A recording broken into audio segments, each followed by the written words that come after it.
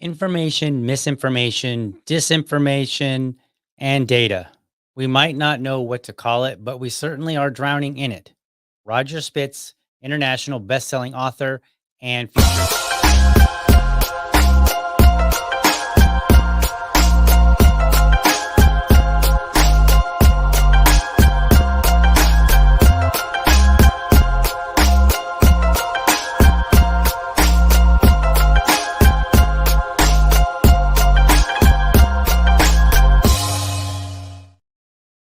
All right, good morning and welcome to another episode of the Liberty Dad podcast, a discussion on politics and culture. Every so often, meaning probably once a day, maybe sometimes a little bit more than that, I'm browsing on the internet and I see like an infographic or a meme, and I just get curious about it. And I'm like, I wonder. And I just have questions. So then I dive in to see, like, is there truth to this? Is there something else? And man, you probably you probably would believe it. But so often there seems to be much more to the story. And so today we're going to walk through it's an infographic that I think is very interesting, and we're going to see what we find. So let me pull this infographic up. It comes from Twitter. I don't follow this guy. His name is Evan. I don't really know much about him, but his name is Evan, and he posted this, and I'll show you a little bit better screenshot of it. So here's what happened. The post is unavailable. I'll show you that in a minute. But he posts this picture, and it says he goes, "Whoops," and it's the infographic, and it says since 9/11, the cumulative people killed by right wing extremists is greater than those killed by Islamist extremist. So then we've got Islamist in orange or dark yellow, far right in red, and then other in gray. And then we can see where the graph goes. So the graph goes from 2001 to somewhere around 2020. So we can see all these people that were killed, right? And we can see that at the end here, the right wing I can't say that word, right wing extremist, they seem to be higher. So I was like, well, that's interesting. It's like, is there any truth to this? And so it's funny because some of the comments here, let's see here. Since 9/11 was actually used in my statistics class to highlight how statistics can be manipulated to show almost anything you want. Um, so true. And we're going to kind of take a look at that. Let's see. I thought Evan had some other comments in here that I thought were kind of interesting. Where did they go? I've lost sight of the. He had made some responses to people, but basically, Evan is very far left as far as I'm concerned, or he's relatively progressive, left leaning, whatever. And so he posts a lot of stuff like this. I don't really follow him, but he pops up in my feed every now and then, and I get curious, and I'm like, oh, okay, so this was one such thing. So if we look here, we can see that this comes from the Guardian, and their source is New America. So that's a good starting point. Before we get into that, though, let's take a look at let's look at the picture in full so that we can see what we've got here. So here's the picture in full, and we can see that Evan is responding to somebody who says, "Why are most terrorists Muslim?" Okay, that's the comment that he's responding to. And so then Evan is kind of pointing out, like, well, it turns out that most terrorists are right wing extremists. So then I was like, well, that's interesting. I'd be curious to know.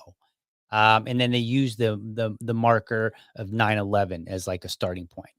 That's fair. You could argue and say, hey, we should go back further. And there are any number of arguments that you could make. But I think that's fine. Um, because there was a large number of people killed on 9/11. And so then since it was over a decade ago, I think it's fair to say, okay, well, in over a decade, where is right-wing extremism in America in terms of killing people compared to the greatest the largest number of people killed from terrorism here in the United States. Okay. So I think given the time frame and everything, that's a fair consideration. I'm okay with it. But I'm just curious, like, is that really what it pans out to be?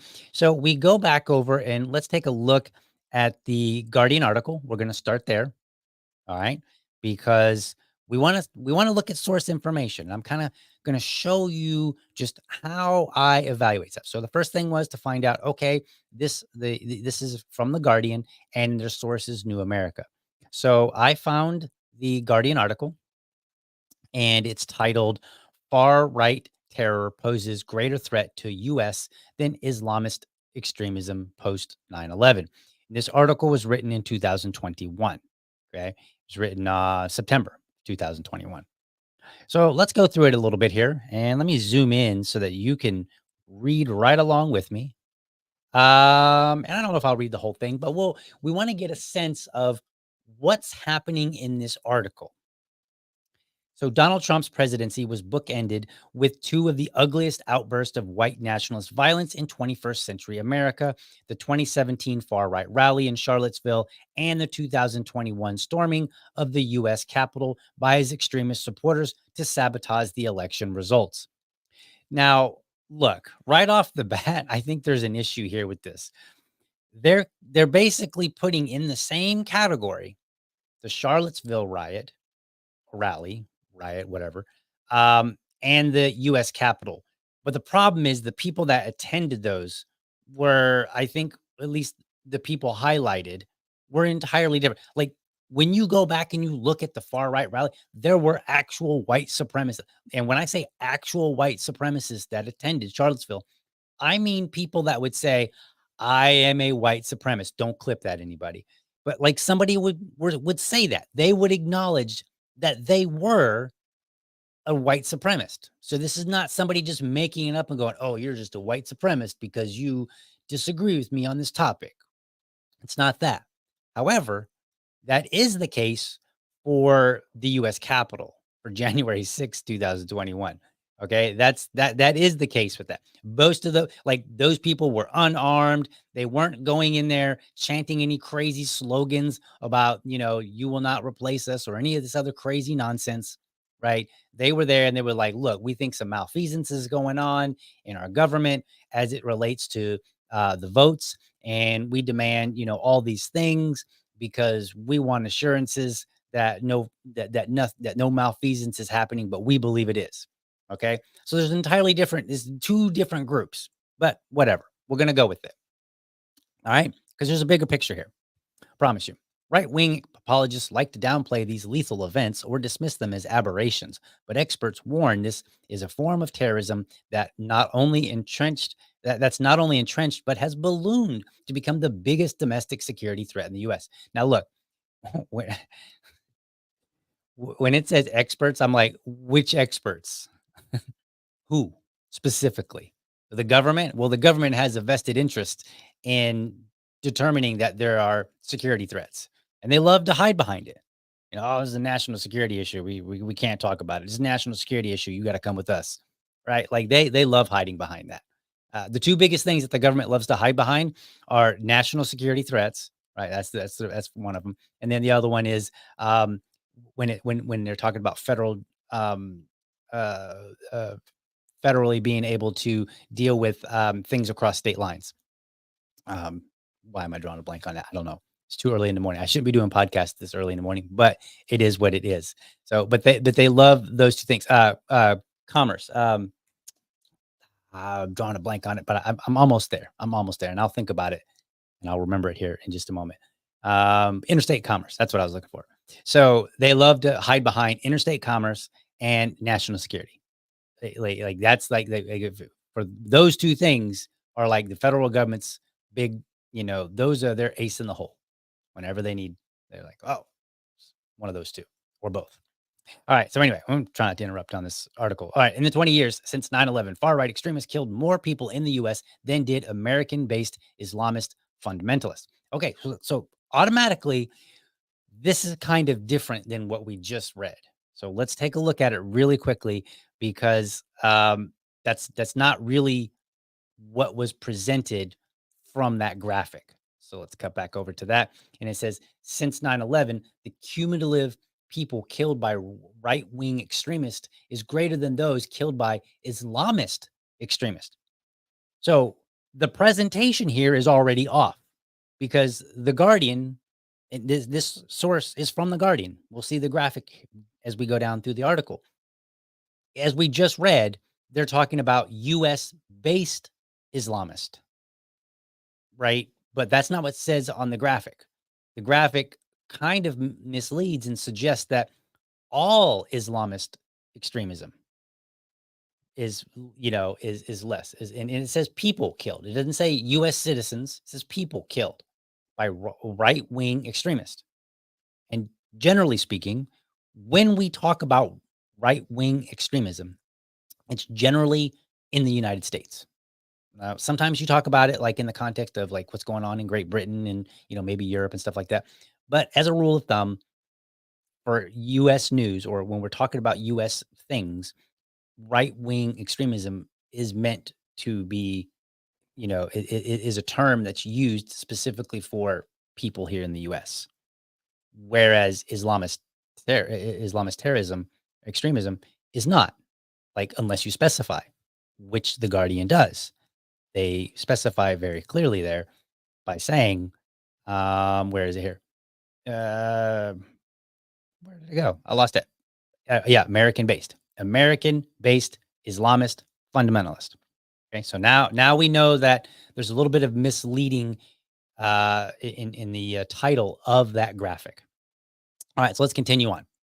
Earlier this year, an intelligence report warned that racially motivated extremists posed the most lethal domestic terrorism threat. It said the menace was now more serious than potential attacks from overseas, and the White House published a strategy for countering the problem. So this is such a big issue that even the White House was like, all right, maybe we need to sit down and strategize about how we deal with this problem. Okay.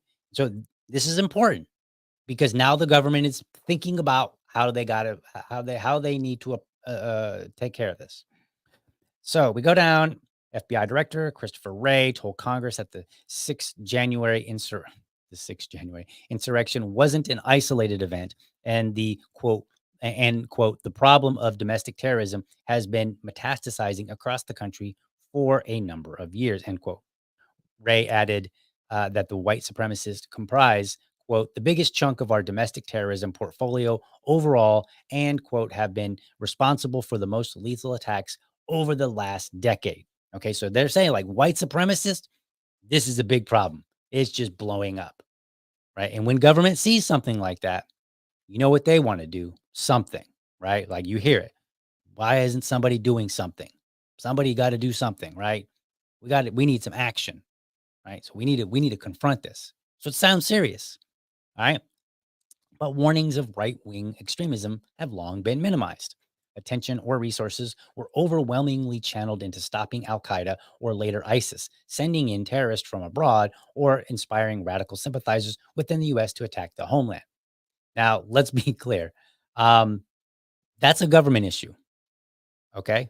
Because if there's attention or resources dedicated to al-Qaeda or ISIS abroad, that's a government issue, right? So now the government's like, hey, white supremacist is a big deal. We better take care of this. And why are we minimizing? It's like weird. It's like the same entity that needs to solve the problem seems to be focused on the wrong problem, according to this article. Okay. Well, I mean, that's not a me problem. Sounds like a government problem. Then people wonder, like, DL, why don't you have trust in the government? Well, I mean, they can't even seem to figure out who they need to put their attention to. Right? So, of course not. It's undeniable that federal law enforcement has underplayed and misunderstood the level of white supremacist violence, said Haina Shamsi, director of the American Civil Liberties Union, ACLU, National Security Project. And that's in part because of the post 9/11 emphasis on surveillance and investigation of Muslims, immigrants, and communities of color whom law enforcement views wrongly and unfairly through a security threat lens, she added. Okay, another government problem. Okay, that's not a me problem. I've some friends that are Muslim. I have no issue with them. I have lots of friends that are, communities of color, and I have no issues with them either. I don't think they're terrorists. And I have a lot of friends that are white. They're also not terrorists. Some of them even support like Trump. They're not terrorists. Okay. So I'm a little bit at odds with this concern already just based on my experience. But hey, maybe I surround myself with good people, right? Maybe that's it. So maybe they're right. We'll see. Um, Shamsi warned that after anti-government zealot Timothy McVeigh bombed a federal building in Oklahoma City, killing 168 and injuring 680 in 1995, the worst terrorism attack on U.S. soil before 9/11, the threat to public safety from white supremacist violence never went away and is now escalating. So I think this is very important. Now, a moment ago, I just said, hey, you know what? 9/11, that's fine for a marker. Like, because I don't have a problem with it. It gives me enough time to look at, and we could argue about it. And this is one of the points where you could argue. You could say, well, wait a minute. You started here.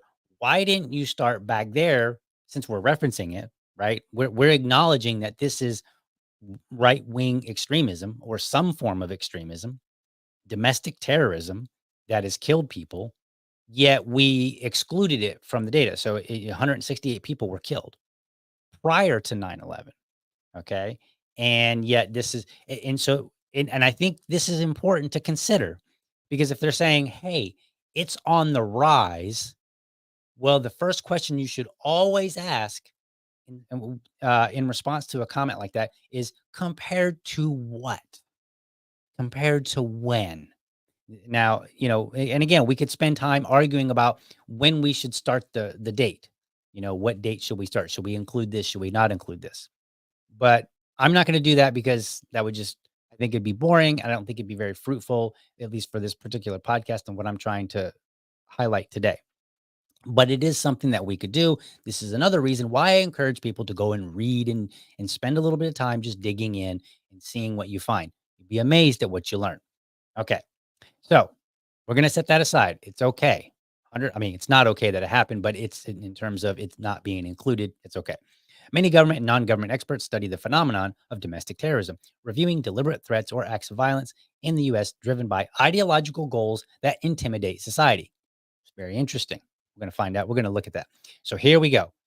The New America think tank in Washington, D.C. has analyzed the 251 killings it defined as perpetrated by U.S. domestic terrorists since the 9/11 catastrophe. So that's interesting because they defined it. Now, how do they define it? We're going to get to that. Its report concluded that far-right extremists killed 114 people, spanning more than 3 dozen violent attacks, while US-based individuals it termed jihadists killed 107 people across 14 attacks. New America considered far-right domestic terrorism to consist of anti-government, militia-related, white supremacist, and anti-abortion violent acts, threats, and acts. The think tank outlined domestic jihadism as those espousing versions of the late Osama bin Laden's ideology, aiming at global war to establish the theocratic fundamentalist Islamic regimes and influenced but not funded or trained by overseas terrorist groups. So, okay, basically they're like, look, far right domestic terrorism is if you're anti-government, if you're related to a militia, right? If you're a white supremacist and anti-abortion, and then these it would be threats or acts that were related to those topics. Okay. So let's take a look. So here's their graphic here. So let's go over to New America and see what they have. So here's the article from New America. Okay. And what is the threat to the United States today? This is like a 4-part series. You can go and read the whole thing. I think it would be very interesting, read for you, but we're not going to go through the whole thing here. We're just going to work with this one particular part of the article because this is where some of that information comes in and we can take a look and see what it is that we find. So we're going to scroll down here. I'm not going to read it. I'm going to scroll down here. So here's a nice little graphic that shows you, okay, now their numbers have updated because remember the Guardian article was written in 2021, so the numbers have changed since then. So in case you noticed that the Guardian said 114, this one says 134, that's because there's a difference in when that article was written, time difference. So we've got 134 far right wing, 107 jihadist, 17 ideological misogyny incel ideology, 13 black separatist nationalist supremacists, and then one far left wing. Right? That's what they've found. So then they've got this graph here. Now, what I was hoping is that I would come to this page and they would have like a nice little Excel spreadsheet or something like that that I could download and then I could take a look. But they don't, so I have to like literally hover over everything, which is fine. And let me see if I can't zoom in just a wee bit here so that we can look at it.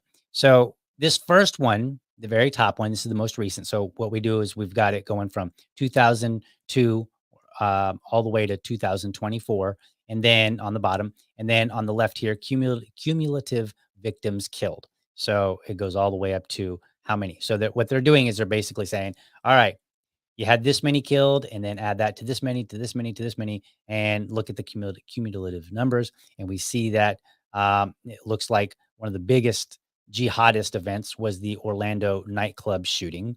So that was 49 killed. So that was pretty significant there. So the green is, again, the far right.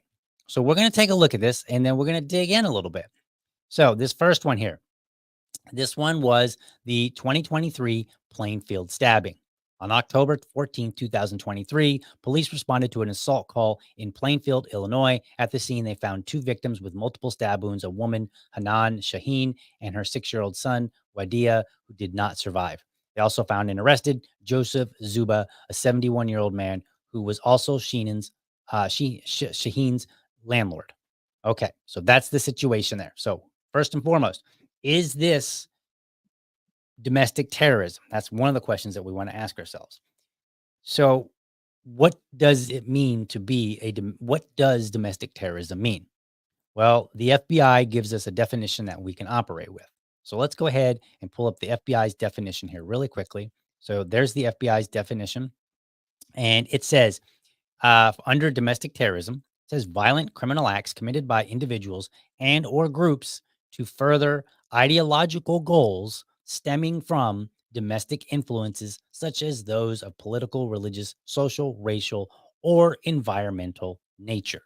So in other words, it's where somebody would be committing a violent act to further an idea that they have gotten, whether that idea came from politics, religion, race issues, whatever, right? If they're like attacking people to send a message to other people, that's domestic terrorism. Okay. And then international terrorism is basically a similar thing, but by foreign terrorist organizations or even a state sponsored nation. So it's kind of the same thing, but it comes from abroad. Okay. So that's our definition that we're going to be working with. Okay. So let's go back and let's take a look at what we find about Joseph Zuba. So let's see. Pull this up over here.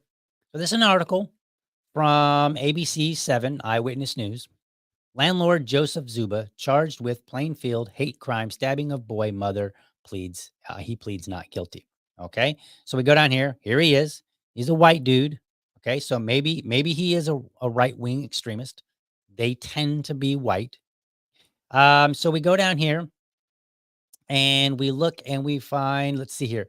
Let's just read it real quick. The landlord accused of targeting his tenants because of their Muslim faith pleaded not guilty in court appearance Monday. 71-year-old is accused of fatally stabbing a 6-year-old Wadia, and I cannot pronounce the last name, and seriously hurting his mother, who were his tenants in unincorporated Plainfield Township. Zuba appeared in court alongside his attorney, who argued he should be released given his no criminal history prior to this incident and the fact that he's a veteran. Because of the ongoing threat to one of the victims and to the community, the judge ruled he remained detained. All right, we're in the process of conducting our own investigation. As you know, our client is presumed to be not guilty of all charges, and we are going to do the best we can to protect all his constitutional rights and make sure he receives a fair trial by an impartial jury, said his public defender, George Leonard. All right, so we go down here, and Zuba is accused of attacking the two because of their Palestinian origin. He is said, according to the prosecutors, to have told Shaheen 3 days before he attacked her that, quote, he was blaming her, not her personally, but because she was a Muslim with what was happening in the Middle East. This is what reportedly was said. So then the boy's father and other family members sat in the courtroom Monday morning for the arraignment. Um, the boy's uncle said the family has been receiving death threats as a result of the publicity given to the case. All right, so let's see here. And that's it. So it doesn't appear that he followed the path of your typical extremist, where they kind of lay out a plan, they have some sort of vision, they're trying to invoke terror. It seems like he was just and he was a man who had some hatred and happened to have some Palestinians that were renting from him, and he lost it one day and killed them. I don't know that I would call that domestic terrorism. A violent crime, hate crime. I'm not really big on hate crime, but if you wanted to call it a hate crime, I could see the case for that. I could see the case for, maybe even murder if you could prove premeditation. But it really looks like just a lunatic that got mad and killed somebody. Okay? Because most of when you look back and you look at extremists and terrorists and stuff like that, they have a tendency to not necessarily rent to people that they dislike. And there doesn't appear to be any other, from what I can tell, there doesn't appear to be any other motivation to get the word out, to send a message to anybody else. And from the story, he apparently got into an argument and it led to him killing the woman, or I'm sorry, killing the boy and the woman. Now, don't get me wrong. Very heinous and violent crime. Unacceptable. So it doesn't matter that he's even though I'm saying I don't think he's a domestic terrorist, that's not me saying I think he's okay. I think he's a terrible, horrible, evil person. He killed a 6-year-old over the Middle East. Like, WTF, man. What the hell? Something is wrong with you. Something is seriously, seriously wrong with you. If yeah, okay, you got into an argument with the mom because you believe that the Palestinians are the ones that are guilty, and she's like, "No, I'm Palestinian. I'm telling you, the Israelis are the bad actors in this case." And so you get into an argument, fine. But the moment that you touch another person, and it's not in self defense, you are wrong. Period. But there doesn't appear to be the standard typical terrorism where you're trying to um, where you're trying to impact or further some sort of goal. Just sound like he got mad and killed somebody, which is terrible in its own right, but not domestic terrorism. So I'm going to label that one not domestic terrorism. One person was killed. Okay. But that's not the point that we're really going for. You'll see here in just a minute. So let's see. Let's take a look at this next one. This next one is the 2023 Jacksonville shooting. And this is where we're going to start seeing stuff. So we jump over to the Jacksonville. So this is the Wikipedia. I'm using Wikipedia right now. I know. For basic facts, Wikipedia tends to be pretty decent. Okay, and I'm using it because it was just easier to utilize at this point. And they reference sources anyway. So whatever. Cut me some slack here. So it says under the perpetrator, the shooter Ryan. Let me zoom in on this. The shooter Ryan Christopher Palmeter was a 21-year-old white male from Orange Park, Florida, which is basically like 30 minutes from here, who lived in the Oak Leaf Plantation area of Jacksonville before he killed himself during the shooting. Palmeter was a former student at Oak Leaf High and Flagler College. In 2016, he was the subject of a domestic police call between him and his brother. In 2017, he was the subject of a Baker Act call used to place persons under involuntary detainment or mental health examination for up to 72 hours. That's interesting. During the call, Paul Meter told police that he was distressed and planned to kill himself by jumping off the Bank of America Tower in downtown Jacksonville. Because he was a minor and was not committed to mental health care, he was allowed to purchase firearms as an adult. Interesting. Now, Jacksonville police showed images of Paul Meter's AR-15 style rifle. Either it's an AR-15 or it's not. It's not AR-15 style rifle. Either is or it isn't. Bearing a swastika and racial slurs drawn in white Sharpie, along with a Glock pistol without markings. He acquired the pistol in April 2023 Both weapons were obtained legally through FFL transfer, which required background checks, and he was illegally allowed to possess them. So here's where we get a little bit interesting. In a manifesto reviewed by Rolling Stone shortly after the shooting, Palmito denounced Eminem and Machine Gun Kelly for their close ties to black musicians, identifying them as potential targets. He also praised mass killers like Timothy McVeigh, Anders Bering, I think, Breivik, and I can't pronounce that last one.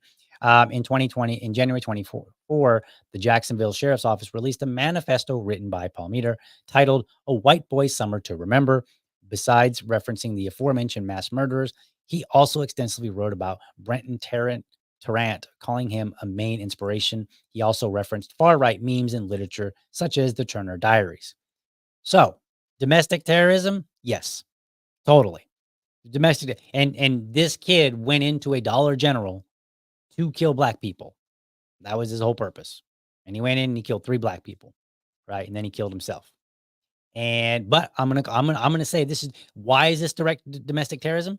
It's domestic terrorism because he had some thought, had some goal, had some grudge, some grievance against society, and was acting out upon that.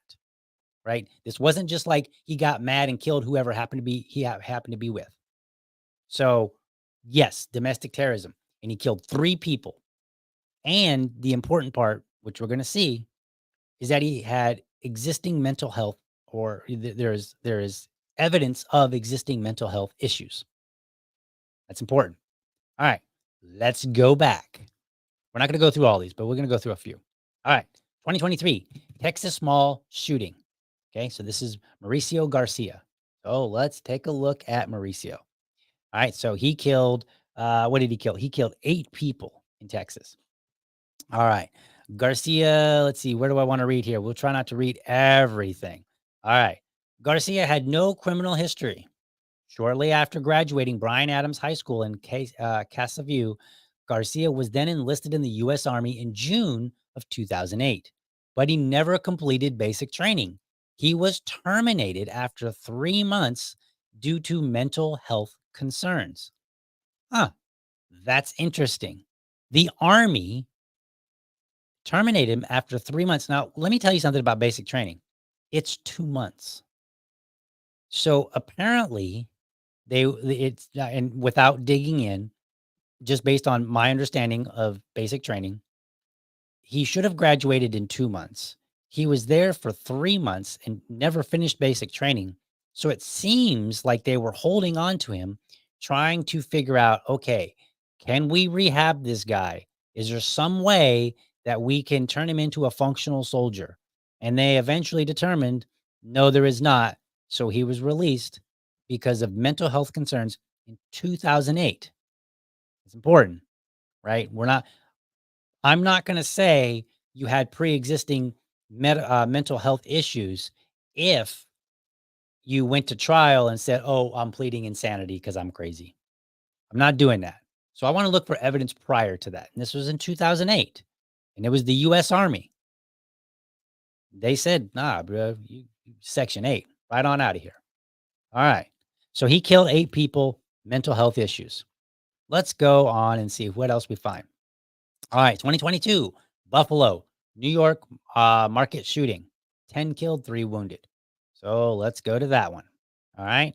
So here, this is the name of this person. So this was the Buffalo shooting, and this was by a man named Peyton S. Gendron. So let's go and take a look and see what they say about Peyton.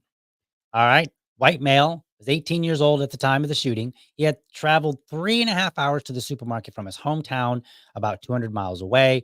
Gendron graduated from Susquehanna Valley High School, enrolled at Sunny Broom Community College for engineering science program, blah, blah, blah, blah, blah, blah, blah. Let's see where we, okay. Former classmates of Gendron, who were interviewed by the New York Times, claimed that Gendron was quiet, had rarely attended in-person classes, and exhibited a range of idiosyncratic behaviors, including wearing a hazmat suit to class. Now, that doesn't mean you're crazy, although it kind of points to it. The police say that Gendron had been in Buffalo in early March, was there the day before the shooting. Let's see. Nope, that's not what I wanted to read. We'll skip on down here. Here we are, where I've got it highlighted: mental health. In June 2021, Gendron had been investigated for threatening other students at his high school by the police in Broome County. A teacher asked him about his plans after the school year, to which Gendron responded, "I want to murder and commit suicide." Hmm. He was referred to a hospital for mental health evaluation and counseling, but released after being held for a day and a half. Gendron told police that he was merely joking. However, Gendron later wrote online that this was actually a well-executed bluff. He was not charged in connection with the incident since, according to investigators, he had not made specific enough threat to warrant further action. The mental health evaluation was not an involuntary commitment, which would have prohibited him from buying guns under federal law. So, this guy, Buffalo shooter, he killed 10 people. 10 people. And there's evidence of mental health issues prior to that. Hmm, interesting. So we continue on our little journey here. All right. 2020, Oakland Federal Protective Security Officer murdered in Santa Cruz anti-police ambush. 2 killed. This is by Stephen Carrillo. So let's see. We take a look over here. Stephen Carrillo. And this is a little bit about him from the Wikipedia page. Stephen Carrillo was a 32-year-old Air Force staff sergeant from Ben Lomond, California, who began serving since 2009. He was on active duty at Travis Air Force Base near Fairfield, California, as an airman in the Phoenix Ravens program, a special unit tasked with guarding American military personnel and aircraft at unsecure foreign airfields. He had worked at the base since 2018, though he had served in Kuwait for 4 months in 2019. Former friend of Carrillo's told ABC News that Carrillo identified as libertarian. I assure you, libertarians would reject him outright for killing people. All right, so let's see. Investigation doesn't come up with anything, but does point out that he had like boogaloo symbols, Hawaiian patch, Hawaiian style print and igloos, and some of the things that you see from these online folk. But here's something interesting that I found. In 2015, while stationed at Hill Air Force Base in Ogden, Utah, Carrillo was in a car accident that left him hospitalized with a concussion and head lacerations. Family and friends said the crash affected his mental health. He wasn't himself, Evan Carrillo said in an interview. So this is his brother. He was usually very talkative, very social. I was the quiet one, and now it was like talking to a wall. At the time, Carrillo was a security forces officer in the Air Force. According to his siblings, his mental health issues were serious enough that the Air Force took Carrillo's gun away for several months. The Air Force said it could not immediately locate the records it needed to comment about this incident. How convenient is that? But his family in 2015 said, man, something has happened to this guy. He has changed. He's different. And then they even said, even the Air Force noted it by taking away his gun for a few months. And the Air Force said, dog ate my homework. Well, okay. So he killed 2 people, 2 officers, and he had evidence of mental health issues. Let's look at one more. And I'm doing this on purpose to look at all these different ones here. So there's that one. Let me see where it was. Come on. Get, is it this one? Is that what I wanted? No. Is it? No, where is it? Oh, yeah, here it is. El Paso shooting, 22 killed. So this is Patrick Crucius, 21-year-old white man. Okay, so let's go look at Patrick Crucius. So he had admitted to posting a manifesto titled The Inconvenient Truth on the online message board 8chan shortly before the shooting. So he had a manifesto. By the way, I forgot to point out, when you look at the evidence, I think that with the exception of that very first one in Plainfield, the stabbing of the child, I think all of these do qualify as domestic terrorism. Okay. So just put that out there really quickly. Um, so the post included the suspect's name, and the manifesto identifies the type of weapon used in the attack. Site moderators quickly removed the original post, though users continued to share copies. So we've got evidence that it was the manifesto. And so let's take a look here. Uh-oh. So here's a picture of the guy, right? So this is the guy, right? Mental health struggles. This is the title of the article. Mental health struggles led to El Paso Walmart shooting, lawyer says. Okay, well, lawyers like to say a lot of things. So that's not good enough. So we're going to go down, we're going to look, and we're going to see, okay, more information was learned about Patrick Crusius, the shooter who was sentenced to 90 consecutive life sentences for killing 23 people during the August 3, 2019 shooting. So we go down here and let's see here. Where is it? All right. So here's what the lawyer is saying. Spencer said mental health was the main factor in the shooter's decision to open fire at the Walmart shooting. Okay, he said so, but that doesn't make it so. If you have a broken brain, if your brain is broken, it's not processed, and you're not under medication, it's what happens, said Spencer. Okay, I agree. But again, that doesn't prove that Crucius actually had any evidence of mental health issues. Goes on to say, Spencer said Crucius suffered from mental health problems since he was a child. Okay, that's a claim. He described some of those issues as delusional thinking and hallucinations. Spencer also said the shooter's parents noticed changes in his behavior when he was a 20-year-old, which was the same year of the attack. Interesting. Okay, but that's not good enough. I want better evidence than that before we're going to say that there's evidence of mental health. These are just people making claims. And when we're evaluating information, we need to do better than just, well, they said so. All right. In March or in January of 2019, he quit his job. Not evidence. In March, he started seeing a therapist. Okay, that's evidence. He literally went to a therapist. But that doesn't necessarily mean mental health was the cause. During the hearing, FBI agents testified that they found internet searches from Crucius looking if it was normal to have violent thoughts and how to get mental health without insurance. So his web searches prior were, I'm having mental health issues. I've got violent thoughts. Is this normal? That's evidence of mental health. During that time, Crucius dropped out of community college. So now he quit his job. He dropped out of college. His parents started noticing differences in his behavior. He went to a therapist, and on his own, we found that he was researching mental health issues and violent thoughts. Check. He absolutely had evidence of mental health. Now, what does all of this mean? That's the last one that I'm going to do. What does all of this mean? By my count, that's 45 people that we just looked at right down the line. We went from the most recent to the last one, or not. I mean, right down the line, toward the last one or toward the first one. Sorry, I said that wrong. And so we just looked at the first few, and that totaled 45 people were killed. Out of those 45 people, one person, I would argue, was not a victim of domestic terrorism, but definitely violence. And there doesn't appear to be any mental health issues with that person either.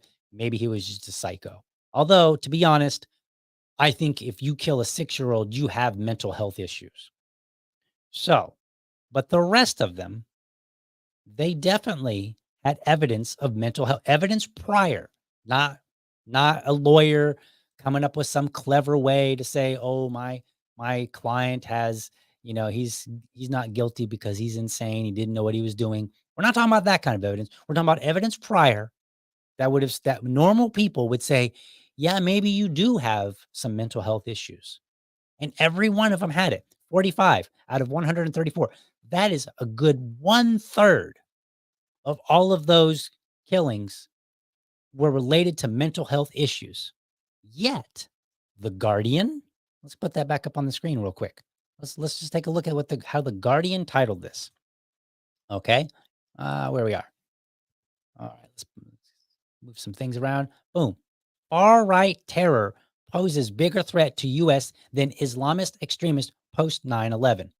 And then we had people like Evan, who were happy to share the graphic and say, whoops, most terrorists aren't Muslim, they're right-wingers. Now, in the Guardian article, they don't mention a single word about mental health. On New America's website, at least from I don't know about the whole website, but at least in this report, no mention of mental health either. Yet 1/3 of them have evidence of pre-existing mental health issues.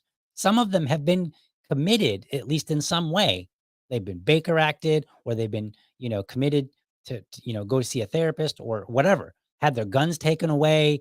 Like there were things that were documented that we can look back and say, yeah, that's a problem. That's a mental health problem. Yet people like Evan are happy to just go, yeah, it's right wing. It's a bunch of right wingers, those guys. And why am I pointing this out? What's the big deal, DL? Why? Why do we care about this? We care about this because if you do not find the actual root of a problem, you can't fix it. And so if you're running around saying right-wing extremism is the problem, yet at least a third, I haven't went through the rest of them. I'm willing to bet that if I went through the rest of them, we would find that the majority, the greater majority of all of those killers had evidence of mental health issues prior to killing people. Now, some of them we might not, some of them might not, like the landlord, and maybe they're just an evil person. And I can accept that some of them are just evil people. But then that kind of drives the question like, okay, what is it about right wing extremism that attracts crazies? More importantly, what is it about that combination that leads them to actually kill people that doesn't lead people who don't have mental health issues to kill people? Because there's a lot of I don't want to say there's a lot. There are enough right wing extremists in this country that we can look at and say they generally don't kill people. Now, they may have violent rhetoric, they may say a lot of things, and then maybe they get in fights and stuff like that, Proud Boys and stuff like that. But that's much different than killing somebody. And if we start looking at the data, it really appears that the problem is that people with mental health issues seek out some avenue that gives them reason or purpose or motivation or something. And it would kind of make sense if you have mental health issues. I mean, we've all seen the movies, like you got that uncle that's like crazy and he's all like, CIA's out to get me, blah, blah, blah. Like nobody even cares about the guy. Right. And he's paranoid because with mental health issues, you start having a problem with the people around you, whether they're direct or kind of like more broadly speaking, like, those Muslims or something like that. So I think what's going on here is that for the sake of dunking on your political opponents, Evan is totally ignoring the real problem, which is we have a mental health crisis in this country. And posts like his don't help any more than the post that he was responding to, which said, well, most terrorists are Muslim. That doesn't help us with anything. And furthermore, I'm not even sure that it's proper to compare the domestic terrorist against Islamist terrorist. And the reason is I've not really seen a lot of evidence that the Islamist terrorists are dealing with mental health issues. Now, you may have leaders in foreign countries that are preying on people that are emotionally distraught or don't have a lot going on in their life, but that's not the same as mental health issues. Whereas in this country, it appears that our killers have mental health issues. They write manifestos. They've been Baker acted. Again, I'm repeating all the same stuff. Like there's evidence that they have mental health issues. Some of them have been on medication.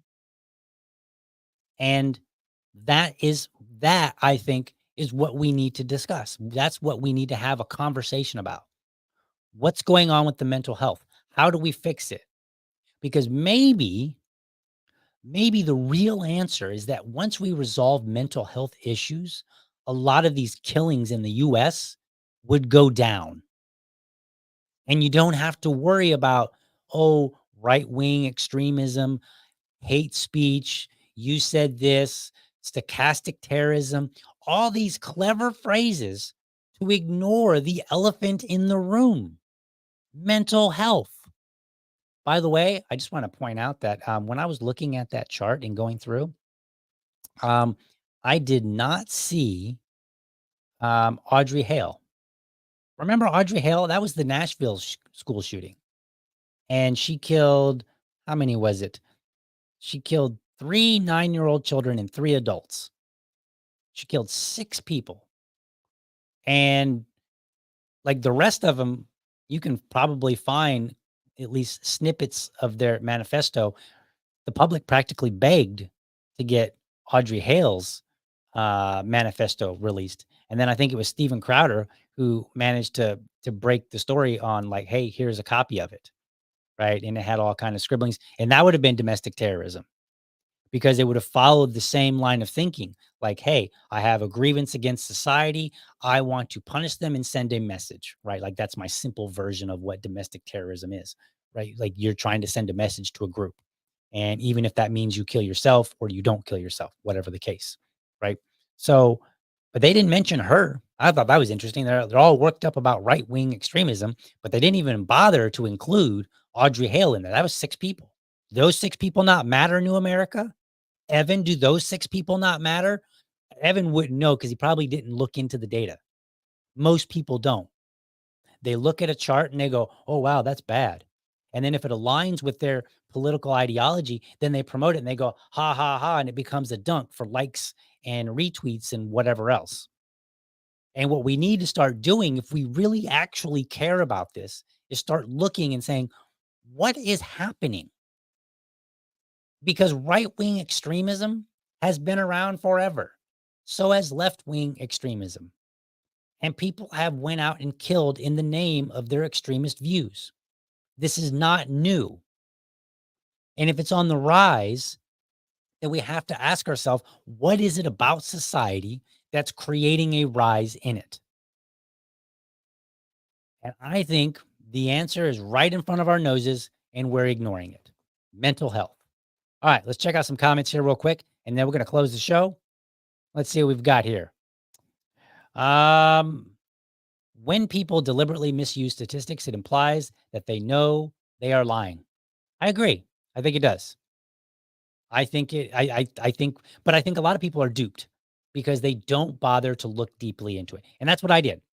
I just was curious because honestly, my first thought was this probably isn't domestic terrorism.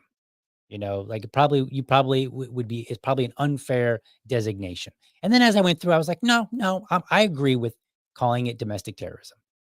Most of them, right?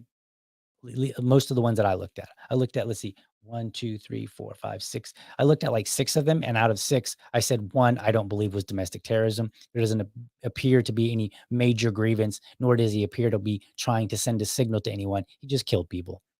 So I'm just going to, instead of saying domestic terrorism on that one, I'm just going to say plain old fashioned evil, plain and simple. Now I think they're all evil, but I think one is just plain old fashioned evil.